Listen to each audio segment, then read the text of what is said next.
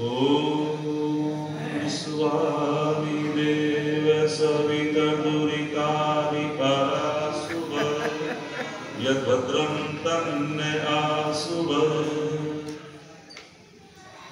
मंचासीन आदि जगत के वेदों के प्रकांड पंडित आचार्य वीरेंद्र शास्त्री जी, आर्य जगत की विदुषी ओजस्वी भजनोपदेशिका बेटी सुकीर्ति आर्य जी, इस मंच का बड़े ही कुशलता से संचालन कर रहे आचार्य सत्येंद्र पाल आर्य जी, हमारे बहुत ही यशस्वी प्रधान, बड़ा स्नेह रखने वाले हमारे जगदीश आर्य जी, आर्य समाज शिवपुरी के प्रधान, बराता आर्य समाज के मंत्री बराता सुरेश चंद्र फौजी जी।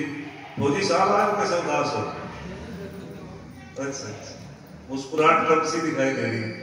हमारे माननीय मास्टर जयपाल जी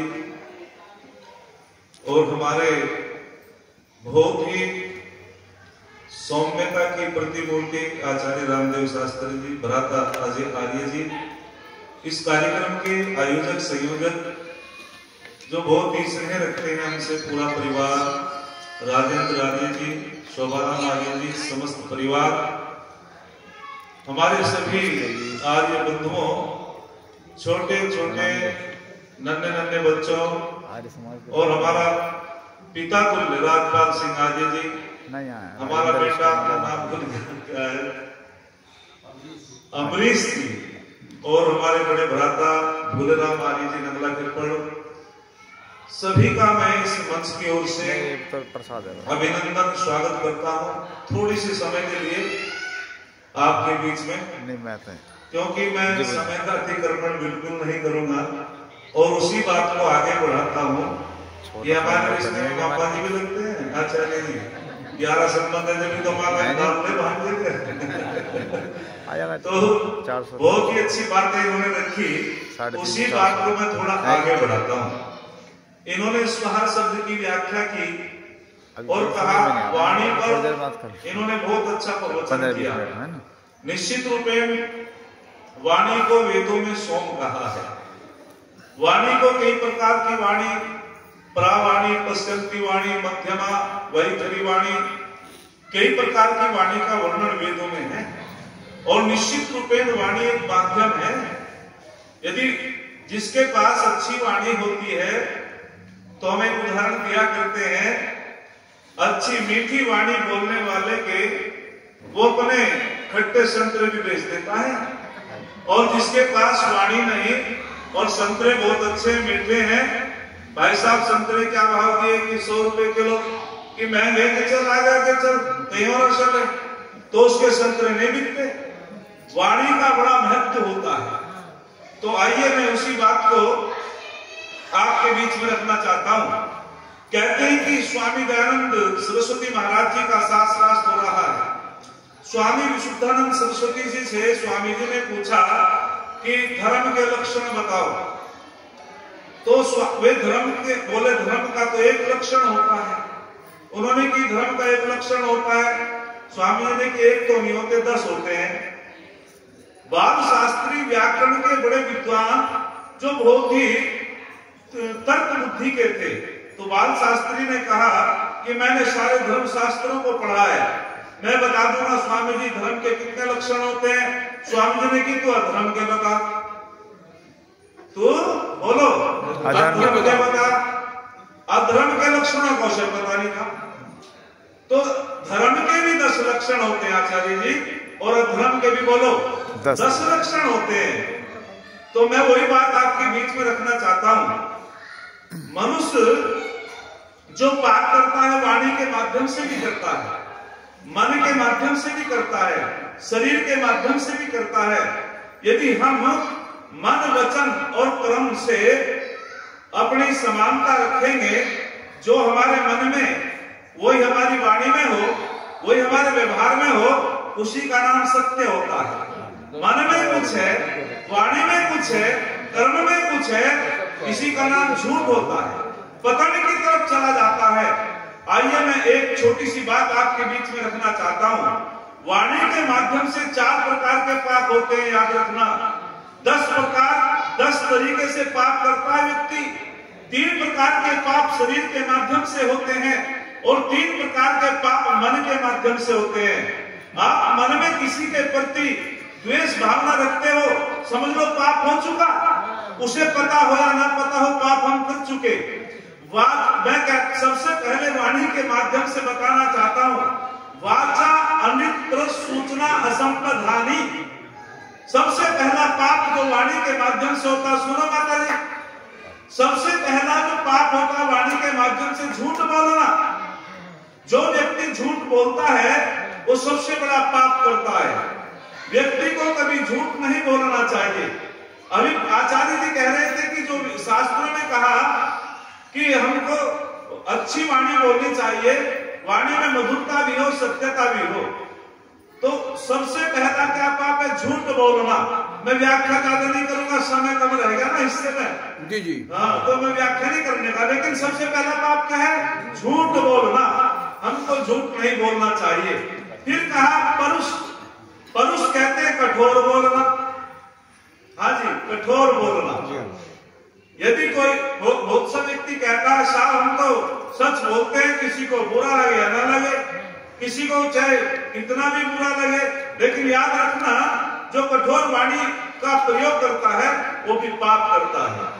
एक पत्नी ने अपने पति से कहा, महाराज जब भी तुम आते हो कठोर बात में बोलते हो, गुस्से में बोलते हो, कभी भी तुम मधुर भाषा नहीं बोलते। तो पत्नी कहती है अपने पति से, तुम्हारी शान ना घटी होती, तुम्हारा रुतबा ना घटा होता। तुम्हारी शान ना घटी होती, तुम्हारा रुतबा ना घटा होता। जो तुमने गुस्से में कहा एक बार हंसकर कहा होता, तो तुमने गुस्से में कहा एक बार हंसकर कहा होता। जिस बात को हम गुस्से में बोलते हैं यदि मुस्कुरा के बोलते, शोभाराम जी, तो वहां शांति होती है। और जब वाणी बाण बन जाती है तो महाभारत होता है। जब वाणी बाण बन जाती है तो महाभारत होता है। और जब वाणी संयम से रहती है तो वहां शांति की स्थापना हो जाती है। और तीसरी बात कही सूचना। सूचना का मतलब है आलोचना करना। गांव में बहुत सी माताओं का आदत होती है, तेरी सास तो बड़ी बहू को बहुत चाहती है, छोटी को नहीं चाहती, होगी गड़बड़। यानी कि आलोचना करती रहती है, इधर की उधर लगाती रहती है। छोटी सी बात में नमक मिर्च लगा करके 10 गुनी बढ़ा करके कह देते हैं। आज तो घर घर में मंत्रा है। अच्छा, रामायण में तो एक ही थी, कितनी बड़ी हानि हुई। अब क्या होगा? भगवान ही मालिक है। इसीलिए वाणी को संयम से बोले, किसी की झूठी बात ना लगाए। और चौथी बात असंपधानी। असंपधानी कहते हैं लाछन लगाना। जी सुनील जी, क्या कहा? लाछन लगाना। निराधार लाछन लगा देते हैं लोग, 100 के 100% लाछन लगा देते हैं लोग। रामपाल दास स्वामी दयानंद पर निराधार लाछन लगाता है।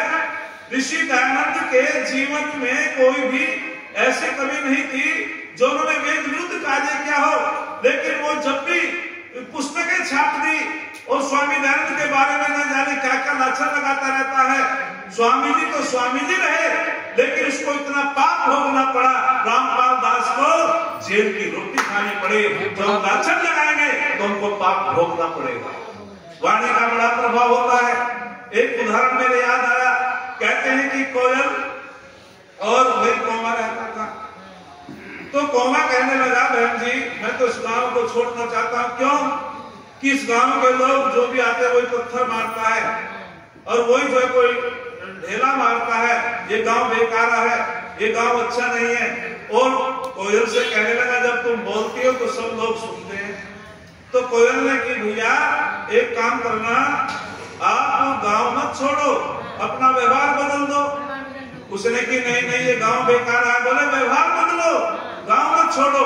तो कोयल ने कि अच्छा एक बात बताओ, आप दूसरे गांव में जाओगे, आपको पता है कि वहां तुम्हारा सम्मान होगा, वहां भी पत्थर पड़ सकते हैं।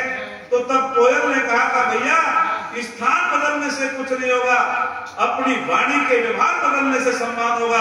जब भी तुम बोलते हो वो कठोर बोलते हो, यदि आप मधुर बोलोगे तो जहां भी तुम जाओगे वहीं तुम्हारा सम्मान होगा।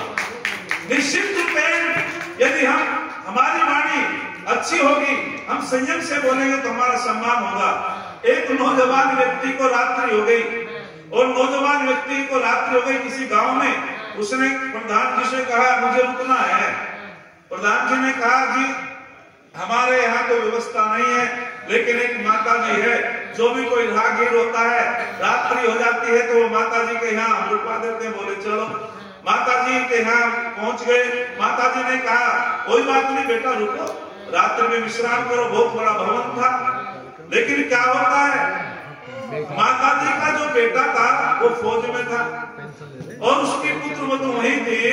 तो माता जी जैसे कहने लगी बेटा कुछ खाने होने की बात, भोजन की बात। तो उन्होंने कहा मैं तो अपना सामान साथ में रखता हूँ, खिचड़ी बनाऊंगा, दाल चावल है, माता जी रसोई बता दो और सामान दे दो रसोई का, मैं बना लूंगा। बोले ठीक है बेटा। अब जैसे वो रसोई की तरफ गया तो उसकी दृष्टि पड़े माता जी के यहाँ भैंस है और लंबे लंबे सींग है। उसने की माता जी, बोले हाँ कि एक गड़बड़ है। बोले क्या? कि दरवाजा छोटा है, भैंस के सींग लंबे हैं, यदि भैंस मर गई तो निकलेगी कैसे? उसने की मौत कहेगा है, यही तो वाणी है। गटू वाणी से क्या होता है? उसने की पागल कहेगा। वो चुप हो गया। फिर खिचड़ी में लग गया बनाने के लिए, उसको आवाज आई छम छम की, उसकी पुत्र वधू के आभूषणों की आवाज आई। माता जी ये कौन है? बोले मेरी पुत्र वधू है। बोले बेटा कहाँ है? बोले बेटा फौज में है। बोले एक गड़बड़ और है, यदि बेटा शहीद हो गया, मर हो गया तो इसे किसने बैठाएगी? बस वो क्या सहन थोड़ा होने वाली बात थी। उसने की भाग ऐसे नाला कहीं का बोलना नहीं आता, न तुझे पता क्या वाणी बोल रही है। और उसने कहा माता जी खिचड़ी तैयार हो गई। बोले मुझे क्या पता, अपनी खिचड़ी को ले चल, कहीं भी ले चल।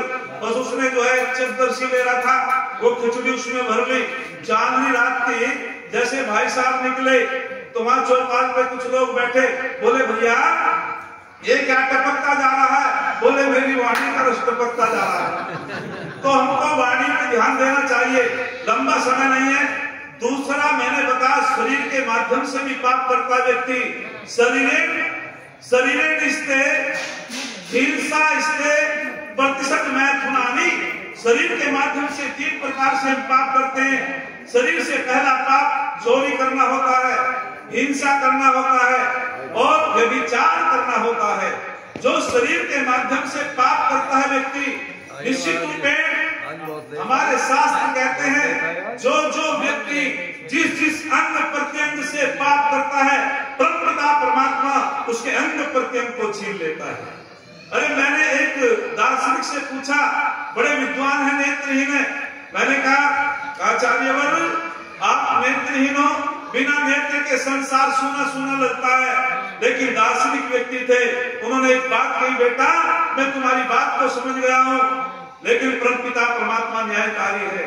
और उन्होंने बड़ी सुंदर बात कही कि परमात्मा की व्यवस्था को देखो बेटा, पिछले जन्म में भी मैं वेद का विद्वान था, ईश्वर के न्याय से मैं वेद का विद्वान भी बन गया, दार्शनिक बन गया, लेकिन मेरी आंखों से कोई पाप हो गया था, वो दंड भी परमपिता परमात्मा ने मुझको दे दिया। ये न्यायकारी व्यवस्था है परमपिता परमात्मा की। तो जो व्यक्ति चोरी करता है, दूसरे के धन को बिना स्वामी के उठा लेता है, वो भी चोरी मानी जाती है। हमको चोरी नहीं करनी चाहिए। हमको पर स्त्री को, अरे कितनी सुंदर बात कहते हैं शास्त्र, कहते हैं कि जो व्यक्ति दूसरे की माता को अपनी माता की दृष्टि से देखता है, आत्मा है प्रतिकूलानि परेशान समाचरे मातृवत परदानेषु लोष्टवत परधर्मेषु आत्मसंभूतेषु यह पश्यति स पंडित है। अरे कौन है विद्वान, कौन है धार्मिक? तो कहा गया शास्त्रों में, जो अपनी माता की आयु की जितनी माताएं हैं उनको अपनी माता की दृष्टि से देखता हो, अपनी बहन की आयु की जितनी बहन है उनको बहन की दृष्टि से देखता हो, अपनी बेटी की आयु की जितनी बेटियां हैं उनको बेटी की दृष्टि से देखता हो, निश्चित रूप में वो पाप से बच जाता है। कोई धार्मिक होता है, कोई पंडित होता है, कोई मनुष्य होता है। अरे जैसा जैसा व्यवहार हम अपने लिए चाहते हैं वैसा व्यवहार दूसरों के लिए करो, इसी का नाम धर्म होता है, इसी का नाम मानवता होता है। आगे बहुत सुंदर बात कही कि मन के द्वारा 3 प्रकार के दोष होते हैं। मनसा परद्रोह परद्रव्याभिचार नास्तिकम चेति। मन के द्वारा 3 प्रकार के दोष होते हैं। पर द्रोह, जो हम किसी से, दूसरे व्यक्ति से द्रोह करते हैं, द्वेष रखते हैं, ईर्ष्या रखते हैं, वो पाप हो जाता है। एक उदाहरण मेरे याद आता है, एक कुम्हार के पड़ोस में एक बहुत सुंदर घोड़ा था। अब भाई साहब के मन में द्वेष उत्पन्न हो गया। कुम्हार का गधा बड़ा कमजोर था, घोड़ा बड़ा स्वस्थ था। प्रधान जी, अब द्वेष उत्पन्न हो गया तो परमात्मा से प्रार्थना, देखो प्रार्थना कैसे करते हैं लोग। अरे किसी ने कहा दुआ मंजूर होती है अगर दिल से होती है, दुआ मंजूर होती है अगर दिल से होती है, पर मुश्किल तो ये है, मुश्किल से होती है, मुश्किल तो ये है, बड़ी मुश्किल से होती है। हम कैसी दुआ मांगते हैं, परमात्मा से प्रार्थना करते हैं, तो कुम्हार प्रार्थना क्या करता है, भगवान मेरे पड़ोसी का घोड़ा मार दे। क्या ऐसी प्रार्थना को स्वीकार करेगा भगवान? बोलो नहीं करने को। एक दिन कुम्हार के मन में ये विचार आए, मांगी एक दिन कुम्हार ने ये दुआ, पड़ोसी का घोड़ा मार दे खुदा। घोड़ा तो अपने स्थान पर यूं ही खड़ा रहा। अफसोस है गधा कुम्हार का ही मर गया, अफसोस है गधा कुम्हार का ही मर गया। ओहो, ये देखकर कुम्हार हुआ नाहक खपा, ये देखकर कुम्हार हुआ नाहक खपा। अपने जिगर पर हाथ रख के बोला, खुदा तुझे मुद्दत हो गई करते करते खुदाई, पर तुझे गधे और घोड़े में पहचान ना पाई, तुझे गधे घोड़े में पहचान ना पाई। ऐसी प्रार्थना को परमात्मा स्वीकार नहीं करेगा। और दूसरी बात कही, पर द्रव्य भिक्षान, दूसरे के धन की इच्छा मन में रखना, ये भी पाप हो जाता है। नास्तिकम चेती, जिसके मन में नास्तिकता के विचार होते हैं, ये भी पाप होता है। जो परमात्मा की सत्ता को स्वीकार नहीं करता, पंडित जी क्या पाप नहीं है? परमात्मा के पदार्थों को स्वीकार ना करना पाप है। जो कहता है कि परमात्मा नहीं है, उसकी सृष्टि नहीं है, ये भी पाप है। बस एक उदाहरण देकर के अपनी वाणी को विराम देता हूँ। तो हमें किसी के वस्तु की इच्छा नहीं करनी चाहिए, दूसरे के धन को मिट्टी का ढेला समझना चाहिए। और जो व्यक्ति इस प्रकार से पाप करता है, देखो मन के द्वारा पाप का एक उदाहरण याद आता है। कहते हैं कि जम्मू कश्मीर में एक राजा थे। राजा नगरी का अवलोकन कर रहे थे, भ्रमण कर रहे थे, लेकिन हुआ क्या, राजा एक दिन पहले किसी पार्टी में गए और जिस पार्टी में भोजन ग्रहण किया वो अन्न अच्छा नहीं था। गुरु जी, वो अन्न अच्छा नहीं था। अन्न का प्रभाव मन पे पड़ा, मन दूषित हो गया। राजा बड़े धार्मिक थे, लेकिन हुआ क्या, जैसे राजा भ्रमण कर रहे थे, आगे से एक सुंदर युवती दिखाई पड़ी और राजा के मन में गलत विचार उत्पन्न हो गए, यदि इस युवती से मेरा विवाह संस्कार हो जाता, कितनी सुंदर युवती है। ऐसे मन में विचार करते करते, वो एक कल्पना करते करते घर वापस आ गया। लेकिन संध्या के समय थोड़ा ध्यान किया और एकदम पश्चाताप होने लगा। और पश्चाताप हुआ, अरे राजा के लिए सारी प्रजा पुत्रवत होती है, पुत्रीवत होती है, और मेरे मन में कितने गलत विचार है, मैं कितना गिर गया अचानक से और इतना पश्चाताप करने लगा कि मेरी बुद्धि विकृत कैसे हुई। ध्यान किया, मंत्री जी के पास गया। मंत्री जी ने कि राजा, कल जो तुमने भोजन किया था वे आदमी बढ़िया नहीं थे, वे संस्कारहीन आदमी थे। बोले रे वास्तविक अन्न का प्रभाव है। बोले कुछ भी हो, हे मंत्रीवर, आप दोनों में जाकर के मेरी चिता तैयार करो। मैंने बहुत बड़ा पाप किया है, मेरे मन में जो दोष आ गया है और मैं अपने शरीर का अंत करना चाहता हूँ। लेकिन वहां एक पुरोहित भी रहते थे राजा के, वो वेदों के विद्वान थे। पुरोहित को बुला लिया गया। क्या बात है, राजा ने तैयारी की कि चिता में अपने शरीर का अंत करूंगा, प्राणों का अंत करूंगा, मेरे से जो पाप हो गया है उसका पश्चाताप यही होगा। तो पुरोहित कहने लगे, राजन ये बात बताओ, जब तुमने उस युवती को देखा था, क्या आपने उसको शरीर से स्पर्श किया था? बोले नहीं। क्या आपने शरीर से उसके शरीर को छुआ था? बोले बिल्कुल नहीं छुआ। मन में विचार आए थे। तो आचार्य मन कहते हैं, पुरोहित कहते हैं कि सुनो राजन, यदि आप शरीर से पाप करते, शरीर का अंत करके आपका पश्चाताप हो सकता था, लेकिन आपने पाप तो मन से किया है। आप शरीर को भस्म करके भी आपका पाप से पीछा छूटने वाला नहीं है, क्योंकि मन तो आत्मा के साथ में जाएगा, तेरा पीछा नहीं छूटेगा। उसको बचा लिया आचार्यवर ने, वहां जलने से भी बचा लिया। बोले पश्चाताप कर, गायत्री का जप कर, यज्ञ कर, और हमेशा के लिए कभी भी इस प्रकार के भोजन का ग्रहण मत कर, किसी आचरणहीन परिवार में भोजन मत कर। तो वास्तविक रूप से अन्न से भी हमारी मन खराब हो जाता है, और वास्तविक रूप से हमको अन्न का ग्रहण भी अच्छा करना चाहिए और हमको संगति भी अच्छी करनी चाहिए। एक शब्द बोल करके अरे यदि स्वामी दयानंद ना होते हमें कौन पूछता। ऋषि दयानंद की कृपा से आज हम सब यहाँ बैठे हैं। आगामी सभाओं में मैं नारियों के लिए भी बताऊंगा स्वामी जी की कितनी बड़ी देन थी। एक छंद बोल करके समर्पित करना चाहता हूँ स्वामी दयानंद के लिए। अरे किसी ने बहुत सुंदर लिखा है, अरे हम प्यादे थे वजीरों में गिने गए। प्यादे कहते हैं सिपाहियों को। अरे हम प्यादे थे वजीरों में गिने गए, हम फकीर थे अमीरों में गिने गए। ऐ दयानंद तेरा सानिध्य क्या मिला, हम कांच के टुकड़े थे हीरो में गिने गए। हम कांच के टुकड़े थे हीरो में गिने गए। इति ओम सम धन्यवाद।